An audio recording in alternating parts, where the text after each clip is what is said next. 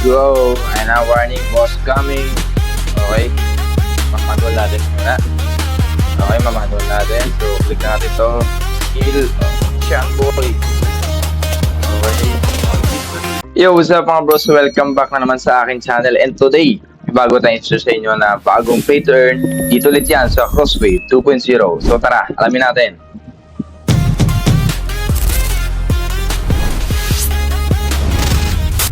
Yung kanilang Twitter account, no? So makikita nyo rito, mababa pa yung kanilang followers, 380 followers pa lang. And syempre nagsisimula pa lang game na to at naka-align to sa play to earn dito sa Crosswave 2.0.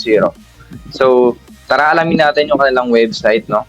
So dito makikita nyo, pwede nyo silang, pwede mo siyang laruin sa web browser mo o kaya naman i-download mo yung APK nila para malaro mo naman sa mobile mo, no? So, ito, Idle Fantasy NFT game. So, ito nga ay nakabase sa NFT. So, para kumita tayo ay siguro yung mga character natin makukuha dito ay i-convert or i-mint as NFT. So, siguro ganun ang style na itong game na to.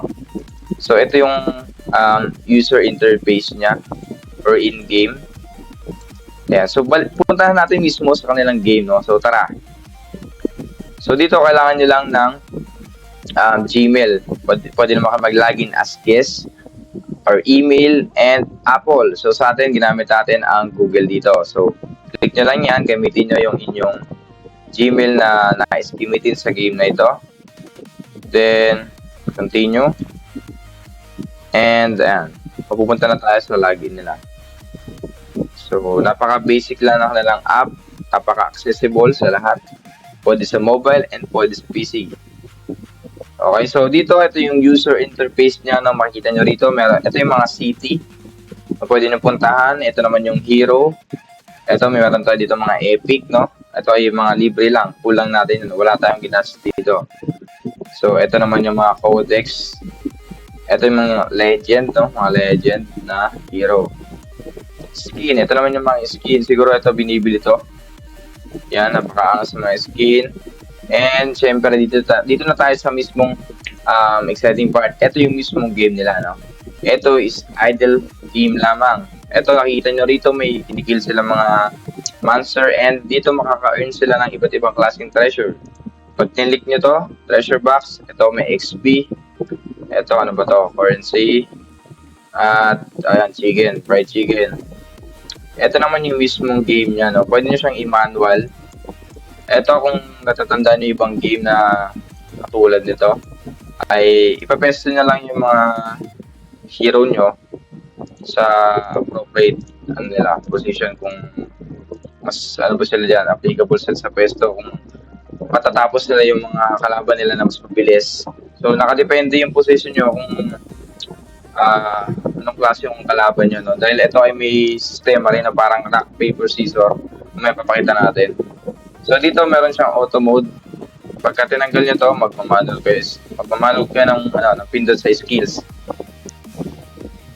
Ayan, so click natin to. Saan ba yun?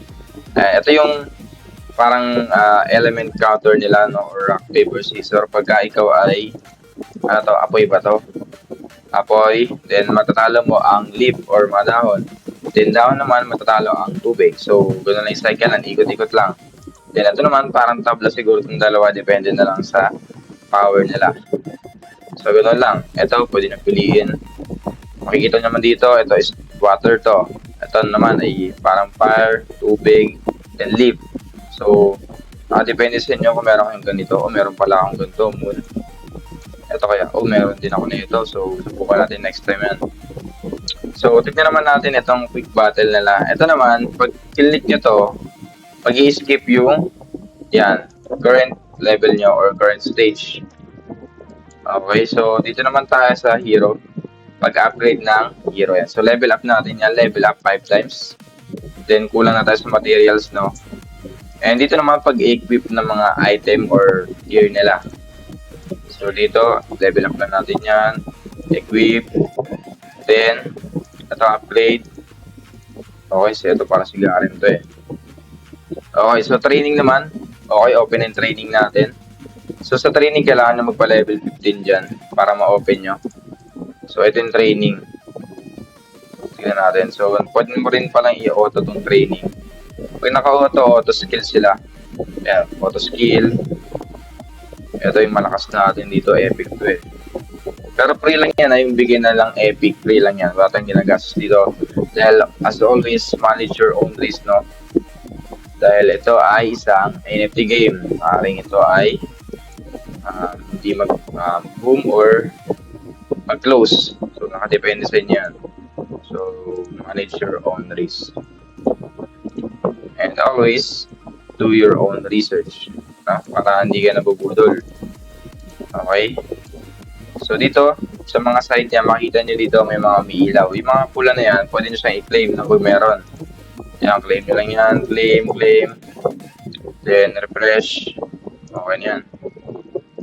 So, napaka-basic lang naman ito. Kahit bata, kayang-kaya itindihin ito. Ano? So, claim. Yan lang. Then, ang pinaka-trailing game na dito is yung i-challenge mo, no? Pero, kasi pagka umangat na yung level or challenges level ay pahirap nito ng pahirap. So, dito kanina ay napakadali pa lang. Then soon, mahirap pa na tayo. Kailangan natin iba-ibahin yung pesto natin and i-upgrade yung ating mga heroes. And dito naman makabago nyo yung inyong avatar. I-disguise kayo kung pwedeng tapos kalbo, depende sa trip nyo. Basta kalbo. Change na. Dito naman sa frame, ito yung mga tumatalpak lang to eh. Ito naman yung parang title. Ito yung name card. So yan. Paano natin makuha ito? Siguro pagka nag-VIP tayo. So kaka-start lang naman itong game na to ngayong araw lang. So pwede nyo siyang laruin starting today and ma-open natin itong mga features dito at level 16 yung guild. Yung Divine Realm naman ay level 32, so napakalayo pa nan. Ito yung world na kailangan pa natin tapusin nung napakarami nan. So good luck na lang sa inyong journey sa paglalaro nitong Idle Fantasy dito sa Crossway 2.0. So ganoon lang mo siya, alamin natin soon yung kanyang play to earn mechanics, no? So base sa kanilang website, ito ay NFT Idle Game. So, abangan natin yung kanilang mga updates. And as always, don't forget to like, subscribe, and hit the notification bell para lagi kang updated sa ating mga bagong videos. So, hanggang sa muli, paalam.